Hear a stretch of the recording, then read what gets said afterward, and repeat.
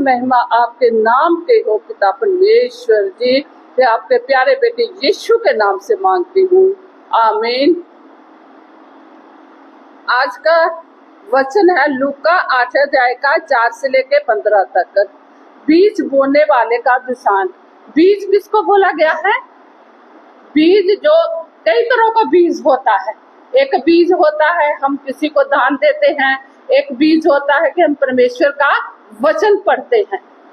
इसी को क्या है? बीज बोला गया है। जब तक हमारे अंदर में बीज नहीं होगा तो हम क्या है? कुछ भी नहीं कर सकते। 4 अध्याय से जब बड़ी भीड़ इकट्ठी हुई और नगर नगर के लोग उसके पास चले आते थे। जहाँ भीड़ होगा, यहाँ यीशु होगा, वहाँ भीड़ तो होगी ही।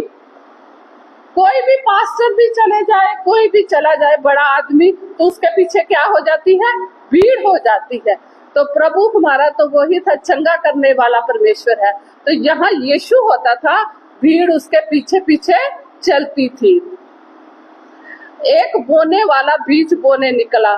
तब प्रभु यीशु ने क्या कहा कि एक बीज बोने वाला, अपना जो भी वो कहानी सुनाते थे ना, वो दृष्टांत के जरिए, किसी को जैसे एग्जाम्पल देना होता है तो वो किसके जरिए सुनाते थे? एक दृष्टांत बताते थे।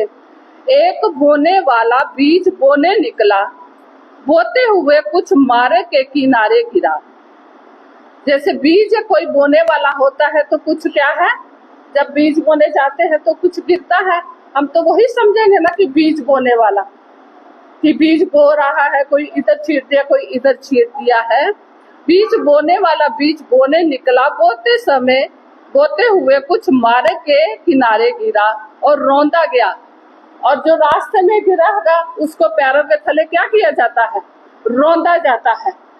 रौंदा गया और आकाश के पक्षियों ने उसे चुन लिया।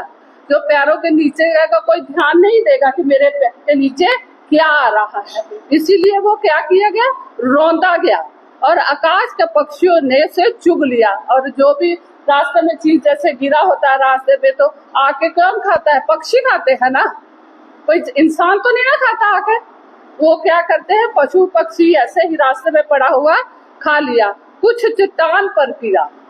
चट्टान किसको बोलते हैं? बड़ा। कुछ चट्टान पर गिरा और उपजा। जो चट्टान पर गिरेगा फिर वहां तो कोई पक्षी नहीं आएगा, तो वहां क्या था? उगने लग जाता है। परंतु तरी ना मिलने के कारण वह सूख गया। जो चट्टान पर गिरा था तो उसको मतलब कुछ पानी, कोई चीज नहीं मिला, जैसे प्रोटीन वगैरह होता है, सब चीज उसको नहीं मिला, तो वो क्या किया? सूख गया था।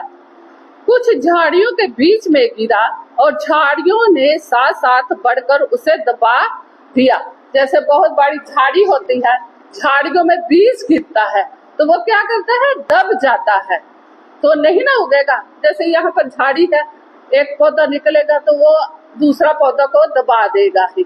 तो इसीलिए वो बीज गिरा, झाड़ियों के साथ साथ बढ़कर उसे भी दबा दिया।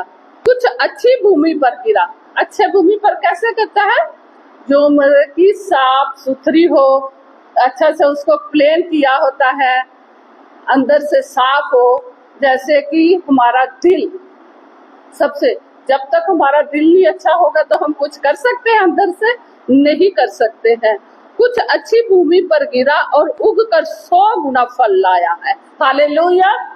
जब तक हमारे अंदर पवित्र आत्मा काम नहीं करेगी तब तक हम कुछ भी नहीं कर सकते। हालेलुया। इसलिए इस वचन के जरिए यही बता रहे हैं, बीज बोने वाले का है कि जब तक हम अच्छा नहीं कुछ करेंगे तो हमारे अंदर क्या है?